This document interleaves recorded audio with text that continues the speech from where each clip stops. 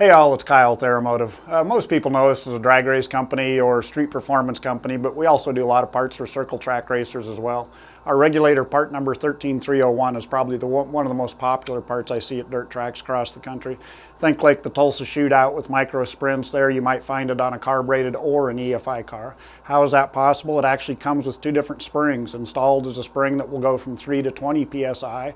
Included in the box is a spring that will take you from 20 to 65 psi.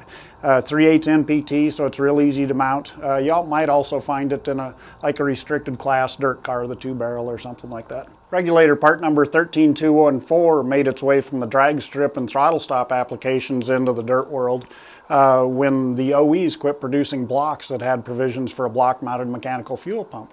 So think dirt modified, dirt late model, or the belt drive fuel pump.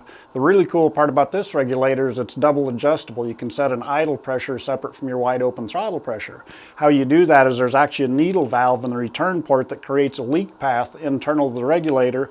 By bypassing fuel there, we're able to get an idle pressure down as low as 3 or 4 psi. On the high side, you can go up to 18 or 21 psi if you wanted to.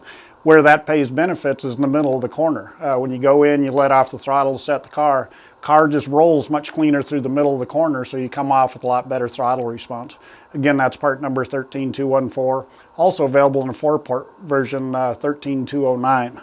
If you're the kind of guy that wants to run a fuel log, you can actually use our log, mount the regulator straight to the log. Part number 15640 is a swivel, an AN swivel that allows you to do that. Our log has 20 degrees of rotation in a ball and socket assembly. Also telescoping. Like I said, started out as a drag race part, so it'll fit either a Dominator 4500 or a 4150 Holley carburetor. Also different fittings available for different popular float bowls. For more information on this and other Aeromotive products, visit aeromotiveinc.com.